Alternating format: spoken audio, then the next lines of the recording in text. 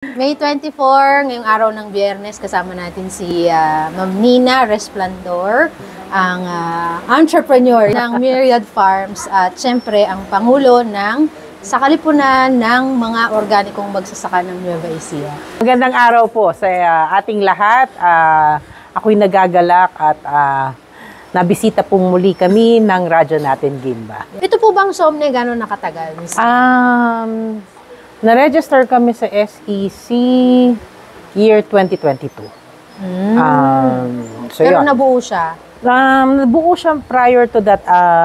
Hindi naman kami yung original members. Kaya lang yung original kasi nito, DOLE registered farmers group.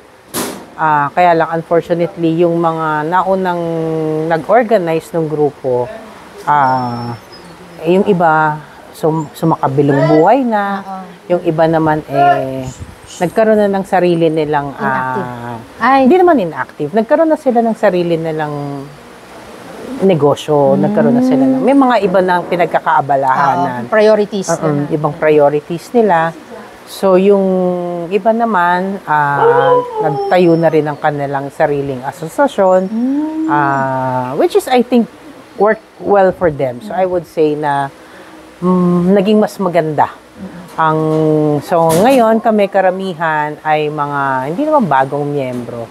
So simula nung na-incorporate namin siya with SEC, nagkaroon kami ng mga karagdagang mga bagong miyembro, may mga kabataan na. So mas maganda kasi nagkakaroon kami ng pagkakataon na ma-encourage na rin yung youth na maging involved sa agriculture and at the same time magkaroon sila ng ideya tungkol sa organic agriculture.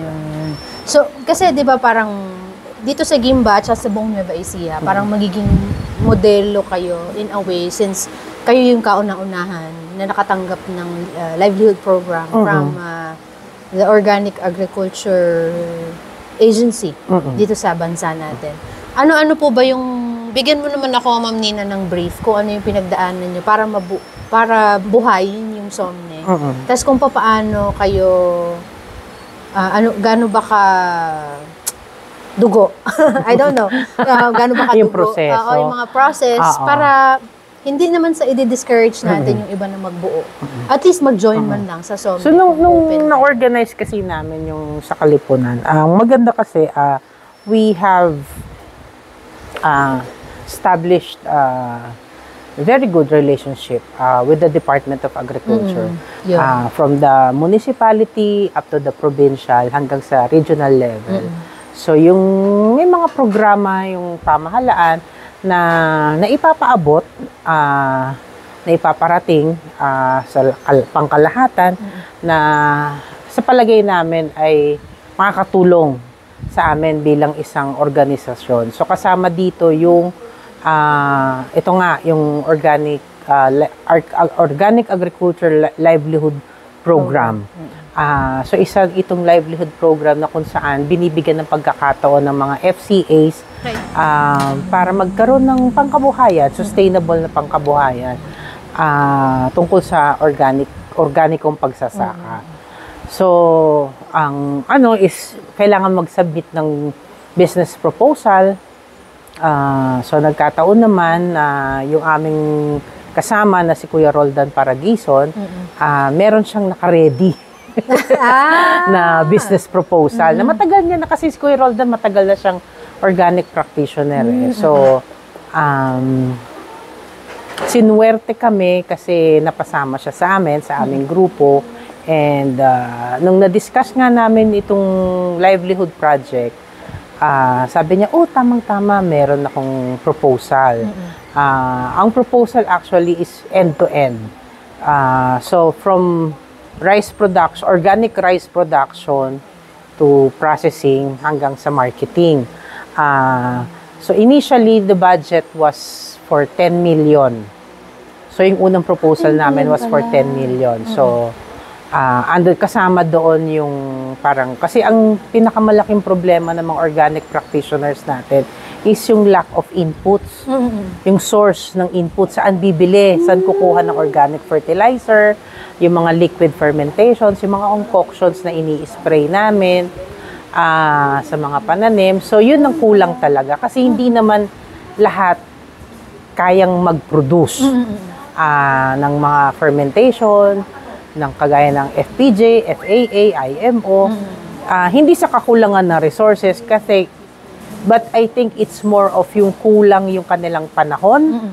Alam mo naman tayong mga Pilipino, mas gusto natin, baka pwede sa agri-supply, bilihin na lang natin. Ayaw natin yung mag-iintay ka na mga 2 weeks. Para bago mo ma-harvest. Kasi i-ferment mo muna siya 2 weeks, 1 month, bago mo siya magamit. So, natatagalan tayo. So, mas gusto natin, kung available na sa merkado, yun na lang ang bibilihin natin. Kaya, I think that's one of the reasons bakit hirap na hirap tayong i-convert ang karamihan ng mga farmers natin from conventional to organic. Kasi hindi nga siya readily available. Unlike sa conventional na, kailangan mo ng fungicide, kailangan mo ng herbicide, kailangan mo ng insecticide, andyan dyan, takbo ka lang sa agri-supply. Kailangan mo fertilizer, andyan dyan sa tindahan. Hindi ka guys sa organic, gagawa ka sa sarili mo, mag-aantay ka ng panahon bago mo siya magamit. So, ang composting, medyo matagal din, lalo na kung mano-mano. So, it's a good thing din na ang DA, meron ding proyekto sa pamamagitan ng Bureau of Soil and Water Management na may mga learning sites at saka mga FCAs na binibigyan ng composting facility. Kagaya nung meron kami, yung composting machine. So, nasu-shorten yung pagko-compost namin. So, instead of the usual 2 weeks to 1 month na pagbubulok, pagko-compost, in 1 week's time, meron kang organic fertilizer using that composting machine. So, yun. So, yun yung isa sa, kasama yun sa component ng aming unang business plan. But then, after namin ma-submit yung unang proposal, kaya nabanggit ni Sir Dale kanina na nagulat siya na from 5,000 naging 2,000 bags yung capacity ng warehouse. Kasi bumaba yung budget. Kasi nagkaroon ng revision doon sa programa. So from 10, binaba siya into 5 para mas maraming mabigyan. Kasi kung 10 million per FCA, limited lang yung mabibigyan. So mas gusto ni Senadora Cynthia Villar na mas maraming mabahaginan. Kaya binaba nila from 10 to 5. So, in-adjust naman namin yung proposal namin. And si Ma'am Joy din naman ang nagsabi na marami talaga, rigid talaga yung pinagdaanan. So, from municipal level to provincial level, ni-scrutinize talaga yung business plan, yung proposal. So, dumaan kami sa panel.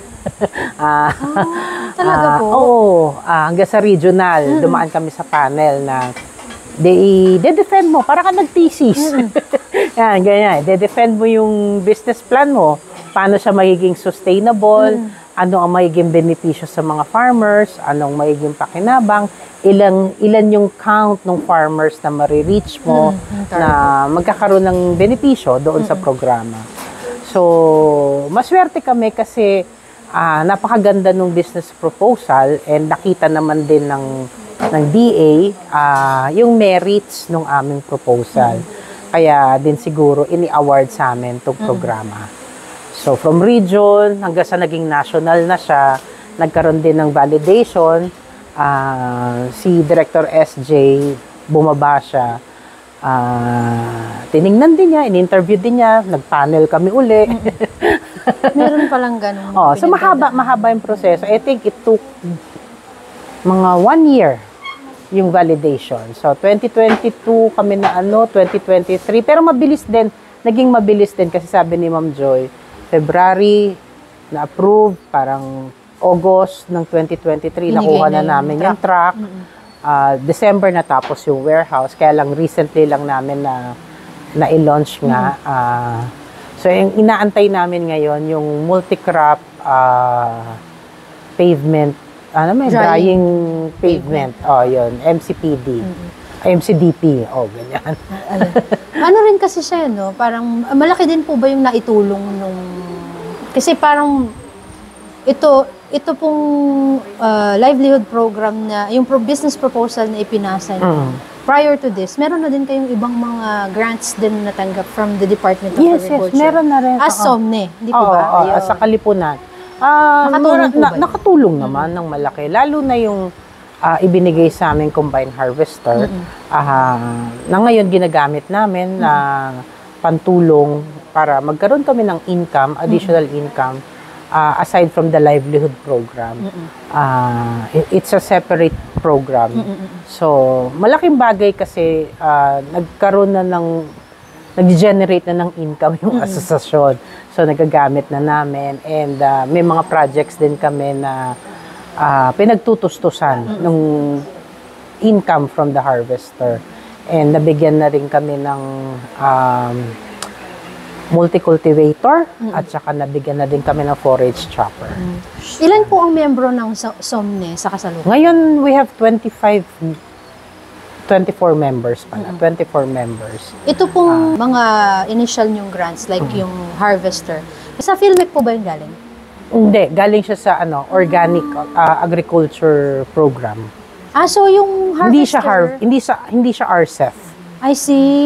Hindi siya RCEF. O kasi 'di ba, pagka yung mga ganitong klase ng mga machineries, normally naiga-grant siya pagka malaki masyado yung membership ng organization. Hindi lahat nakakagamit. No? Pero ito po ay ginrun sa inyo just for income generation. Pero yun na nga. Pero ginagamit niyo rin po? Yes, ginagamit na rin namin. Nagbabayad po kayo o hindi na?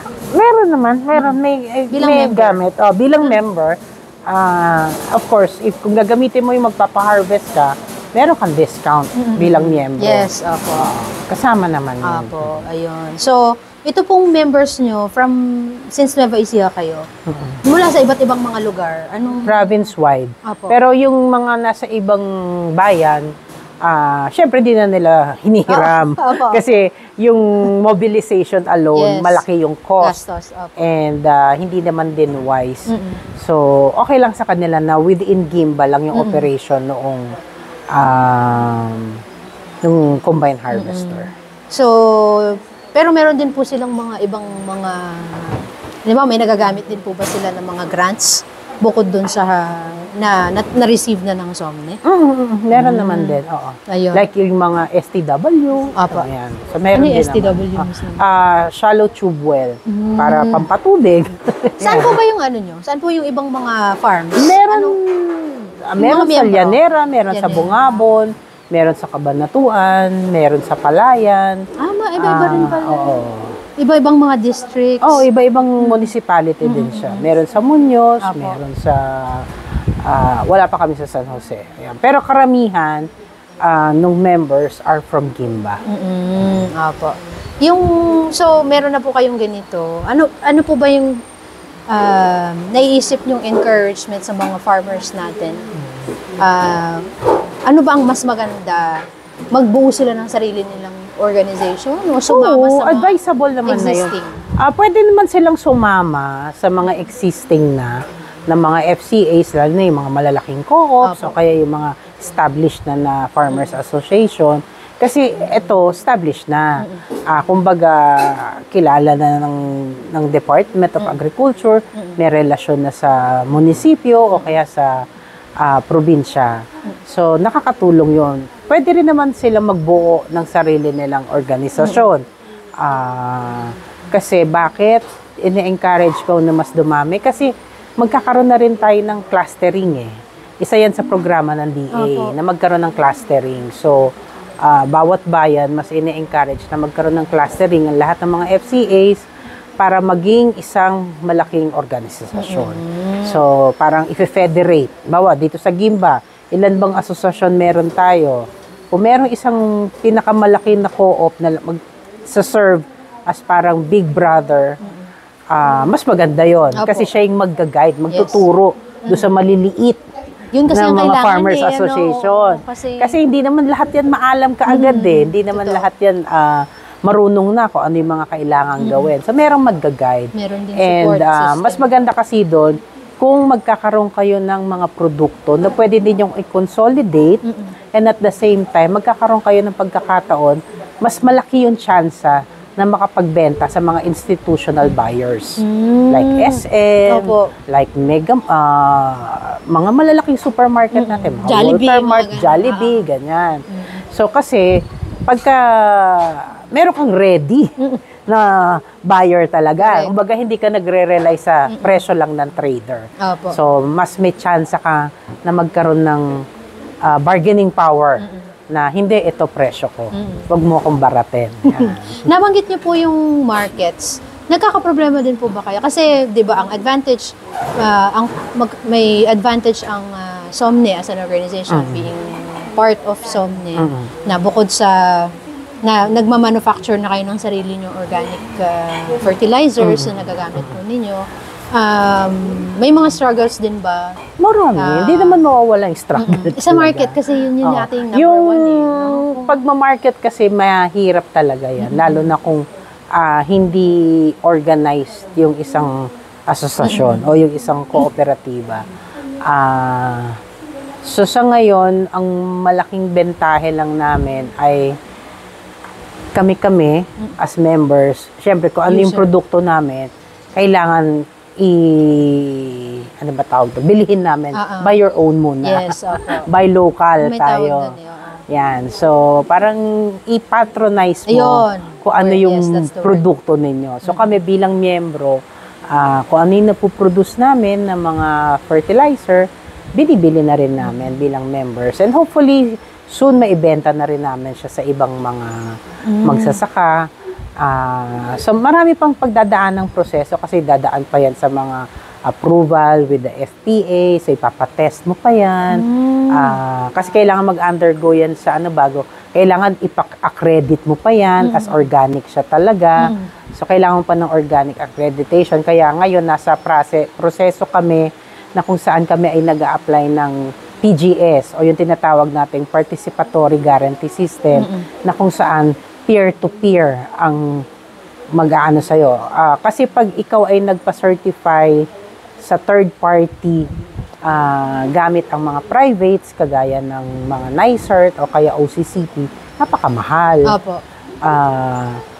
Unlike sa PGS, dahil kapwa mo magsasaka yung magsa-certify sa'yo, hindi mo kinakailangan gumastos ng ganong kalaking halaga. Kasi sa private kasi, per product. So, kung marami kang multi-product ka, bawat yun isa na yun ibabayad mo. Minimum nun 50,000 pesos. So, kung meron kang talong, meron kang kamatis, meron kang okra, meron kang sitaw, Lahat apat na yun. produkto, 50,000, 200,000 na yun. So, pwede sa PGS, lahat na nung crops mo isa-certify. Isa lang ang bayad mo. Ay, kaya pala sinasabi din ni Sir Dale kanina na yun nga yung PGS, malaki yung magiging role nun. Kasi, for example po, kayo ba kasama po sa Memorandum of Agreement ninyo na eventually kailangan maging certified din yung mga products na? Kasama yun. Naka-tie up yung project dun sa pagiging PGS certified nung grupo, and at the same time, nag-a-apply din kami bilang organic certifying body. Opo, kasi kumbaga malaki na rin naman yung achievements So, ninyo. at least kung kami ay OCB na, pwede na kami mag-certify ng mga small farmers nung kanilang, lalo na kung organic practitioner sila, na pwede na sila maging organic. Pwede na nilang i-claim na sila ay organic. Apo.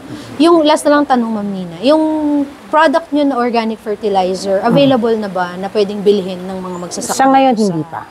Kasi kami lang muna, kasi tinitest muna namin yung pagiging effective nung yung fertilizer talaga. Yung organic At kailangan fertilizer. din maging kailangan pa ng certification bago namin siya maibenta as organic fertilizer talaga. Pero kayo as Myriad Farms, ano ba yung certification nyo? GAP ba yung tawag doon? PhilGAP kami. PhilGAP, ay ang ibig sabihin ay organic na rin. Hindi ang mga pa products naman. nyo, Kasi ganun? pag PhilGAP, iba siya good agricultural practices lang.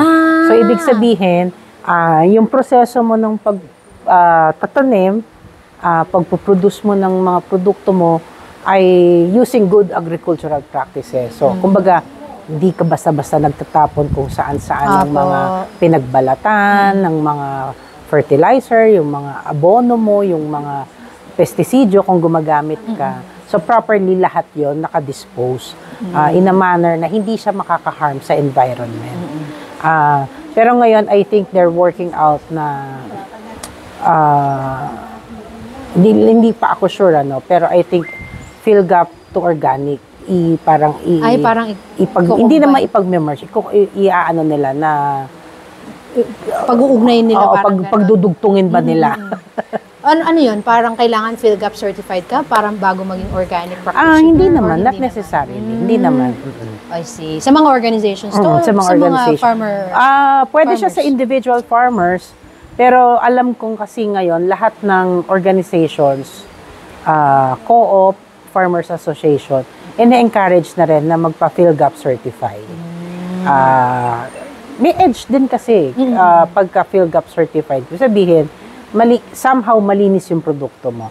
Kasi kami dito sa Myriad Farms, meron kaming organic area, meron kaming commercial area. Oo, yun nga yun pa yung... So yung aming PhilGap is for the commercial area. Although yung ano namin, yung sa vegetables namin, organic talaga, pero pina-PhilGap certified na rin namin siya. So, dati ang certification lang namin na PhilGap is for the rice and mango, pero ngayon kasama na yung vegetables. I see. Yung crops. Di, ano na din, marami na rin palang nakakover. Ibig sabihin yung mga ibinibenta po ninyong mga processed. Kayo din kasi yung nagpa-process din kayo. Meron Ay, kami mga organic fruit vinegars. Na din. Apo. Yes, oo. Galing. Yung sa ano naman, yung partnership with CLSU. Yung sa Techno demo o Techno Village. Ano bang maaabangan ng mga oo. Gimbanyans? Kasi ang Kailan ba nag-start na po ba siya officially? Or? hindi pa. Kasi nag-MOA signing pa lang kami with CLSU for Techno Village program. Ang maganda kasi dito, integrated yung aming application. Yes. Sabihin, 6 na components yung gagamitin or dadalahin, 6 na technology yung dadalahin ng CLSU dito sa amin. So, una yung Itik Pinas, yung mushroom production, pangalawa yung mushroom production, then tilapia. Ay, tilapia. Tilapia. Yung pigmented rice, yung soya, at saka panghuli kambing. Kambing production. Buti na kumbinsi kang magkambing, di ba? Hindi ka. Well, hindi ako kumakain ng kambing, pero kasi may benefits kasi ang kambing. Kasi yung manure niya, pwede mo rin gamitin for organic, yes. as part of your organic fertilizer. Sa mga ingredient. Maganda rin ng manure ng kambing. So, yun. So, ano po yan? Mag-start na po kayo? Iti-train din po ba kayo? Or? Nag-umpisa lang ako ng training sa mushroom production. Pero parang basic pa lang yon, wala pa yung full ano talaga. Kasi may spawn din po may spawn making, may ano, dito para sa... hindi muna siguro, parang production lang muna ng oyster mushroom. So they're thinking para sa mushroom, mag-uumpisa sa 500 fruiting bags. Tapos yung sa itik, if I'm not mistaken, kung hindi 250, 500 heads. Ready na yung ano mo, housing mo? Inaantay ko lang yung design ng structure, nung fence na gagamitin, tsaka yung bahay nila itik, tsaka yung kanilang wading pond. May mga designs kasi So, hindi mo namang kailangan gawing high-end yun. Opo. Pwede din naman low-cost yung mga materials na gagamitin mo. Kasi yun ang maganda doon sa Techno Village dahil hindi ka nila pupwersahin na dekahon na kailangan sementado lahat o yung structures mo dekalidad talaga. So, whatever would be within your budget, yun. So, ang ano lang is tinitignan namin ni Fern yung area para dun sa tilapia production. Opo. Kasi they are... Kailangan yun medyo malaki ata. 200 square meters yung... Tilading. Oo. Pero ang gagawin namin, dalawa siya na tig 100. 1 by 10, 1 by 10. Oh. Ay, 10 by 10. Ay, di magge-generate din kayo ng ano dito, ng employment, no? Kasi, di ba? Parang isa yun sa mga magbibigay din siya ng employment for the local community. Kaya nakakatuwa. Sige, pagka nag-launching na kayo, imbitahan mo rin ako. Of course. Oo, kasi, tapos, dito kasi, wala yata tayo dito na manufacture talaga ng itlog ng Itik. itik Para sa, dito sa Gimba. Meron para ba? maging wala pa yata. Parang wala, kasi sa iba pa nanggagaling na bayan. Tapos dito lang sila makikibukid. Ganon. Pero kung magkakaroon na dito, pati yung soybeans, di ba meron po kayong kasama sa... yung soya production. Oo. Meron po kayong sa pasalubong makers, di ba meron? Sa SGPM. Oo, sa SGPM. Ngayon. Pwede na kami maging source ng tokwa. Yes. Kaya nga. Kasi alam mo dito sa parang ganito din yung itsura nung Villa Elena eh. Ang kulang na lang nga sa inyo, pool. Ang maganda kasi, din sa soya production, hindi imported.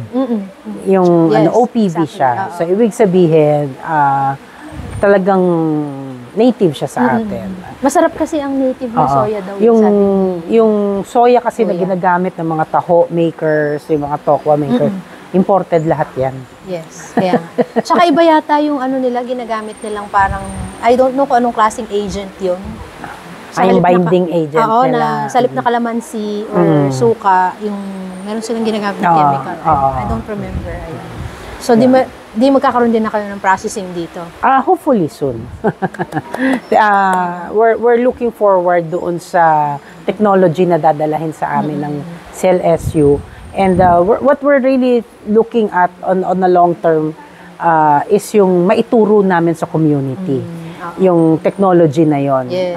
And ma-replicate siya, if not all, at least a portion of it, ma-replicate ng mga katabing community. Yes. O kaya at least yung mga katabing barangay. Oo.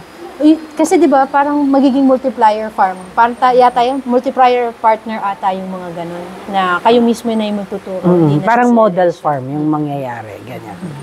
Okay, thank you very much. Thank you so much, RC. Miss Nina. Thank you very much po, Ma'am Nina. Okay, maraming salamat, Army, at maraming salamat sa radyo natin, Gimba, sa inyong patuloy na suporta sa ating mga organic practitioners at sa ating mga local na farmers. Ayun, good luck po sa SOMNE.